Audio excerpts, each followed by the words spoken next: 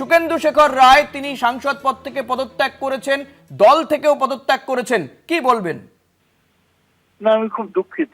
সুখেন্দু শেখর রায় ভালো লোক ছিলেন, আমার সাথেও ওর সম্পর্ক ভালো ছিল।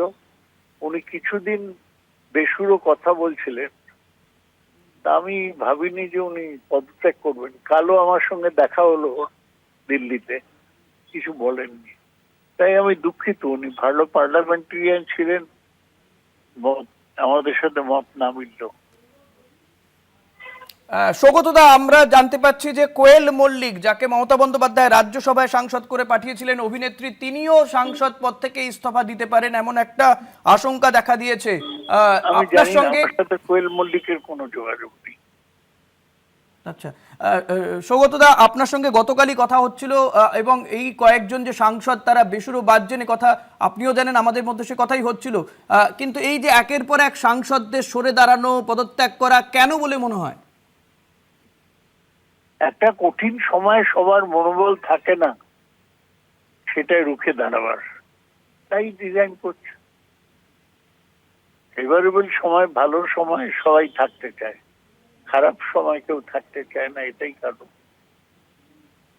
মমতা বন্দ্যোপাধ্যায়, অভিষেক বন্দ্যোপাধ্যায় দুজনেই দিল্লিতে রয়েছেন। আপনাদের সাথে আমি জানি না আপনি আছেন কিনা দিল্লিতে, আপনাদের সঙ্গে কি না, আমি কথা হয়েছে? কলকাতায় আছি।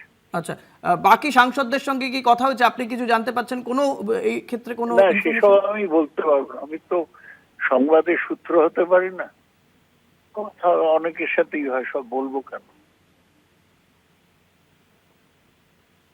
সুগতদা, আজকে ইন্ডিয়া জোটেরও বৈঠক রয়েছে, কিন্তু এই অবস্থায় দাঁড়িয়ে যখন দলের একের পর এক সাংসদ, বিধায়করা সরে দাঁড়াচ্ছেন, তখন ইন্ডিয়া জোটের বৈঠক কতটা গুরুত্বপূর্ণ আপনাদের কাছে? ইন্ডিয়া জোটের বৈঠক সবসময় গুরুত্বপূর্ণ।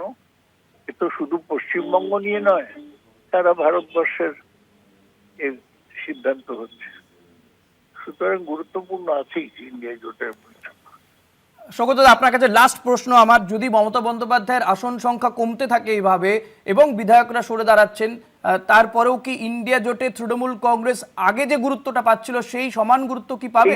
শুনুন, এই যদির প্রশ্নগুলো জিজ্ঞেস করে লাভ নেই, এগুলোকে বলে স্পেকুলেটিভ কোয়েশ্চেন। দেখা যাবে, না, আপনি বর্ষিয়ান সাংসদ বলেই প্রশ্নটা রাখলাম, রাজনৈতিক তাও ব্যক্তি আপনি। এরকম কেউ জিজ্ঞেস করেন না। ধন্যবাদ আপনাকে।